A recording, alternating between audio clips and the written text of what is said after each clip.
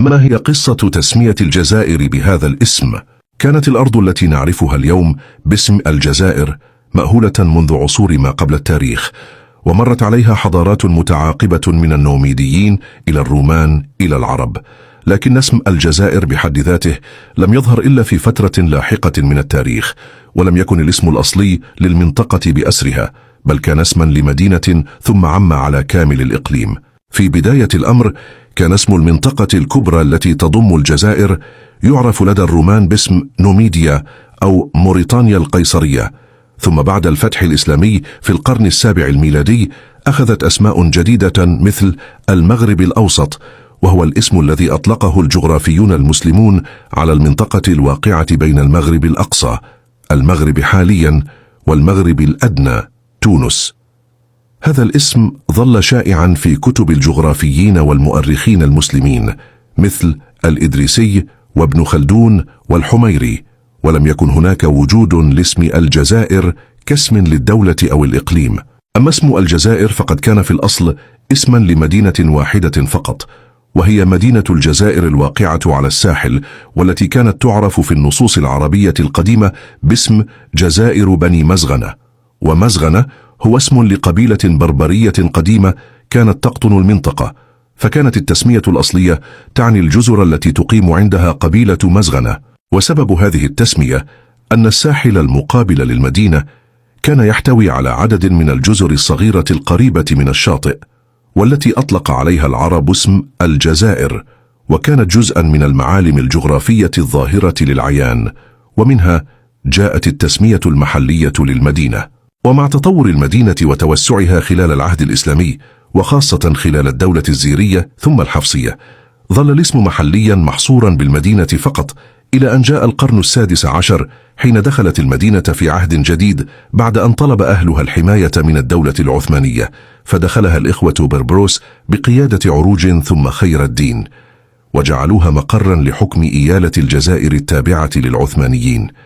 وفي هذا السياق بدأت التسمية تتوسع من المدينة إلى الإقليم المحيط بها، ومع الوقت أصبحت تشير إلى الإيالة بأكملها.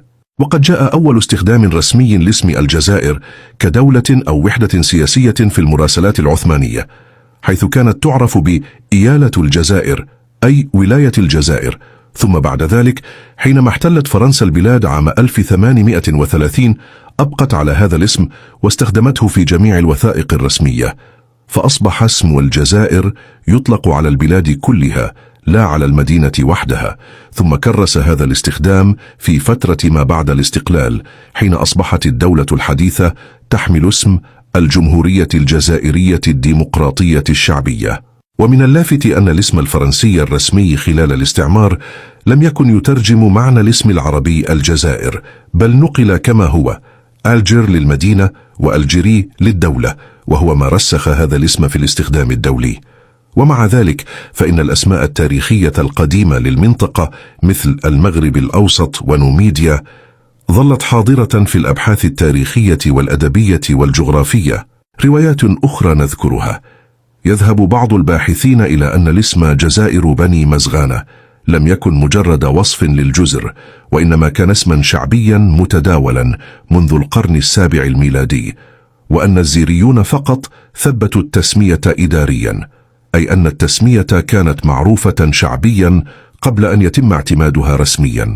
أما في التراث الأوروبي القديم فقد وردت المدينة في كتابات الجغرافيين اللاتينيين باسم إيكوسيوم، وهي تسمية ذات أصل فينيقي حسب بعض الفرضيات بمعنى 20، إشارة إلى عدد المستوطنين الفينيقيين الأوائل الذين أنشأوها بحسب ما رواه الجغرافي الروماني بليني الأكبر، غير أن هذا الاسم اندثر بعد الفتح الإسلامي، ولم يعد له وجود إلا في الأبحاث الأثرية الحديثة.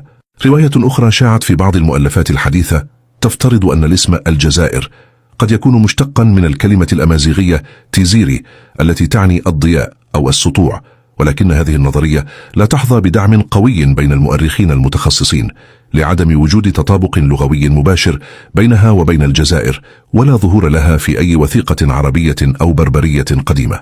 ويجمع المؤرخون مثل ابن خلدون والحميري والطبري وكذلك الباحثون المحدثون مثل عبد الرحمن الجيلالي ومولود قاسم نايت بالقاسم، على أن اسم الجزائر ارتبط أساسا بالجزر الصغيرة المقابلة لساحل المدينة، والتي كانت واضحة في الجغرافيا البحرية قبل أن تطمسها التغيرات الطبيعية والبشرية عبر الزمن.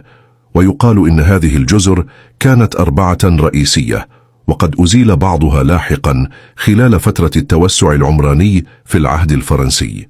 كان هذا الفيديو من إعداد محمد محمود. إذا أعجبك الفيديو قل لنا من أي بلد تتابعنا.